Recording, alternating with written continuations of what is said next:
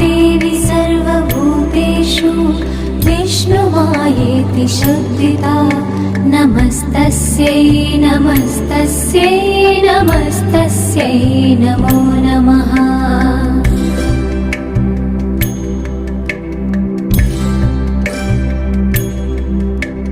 या देवी सर्वभूतेषु चेतनेत्यभिधीयते नमस्तस्यै नमस्तस्यै नमस्तस्यै नमो नमः।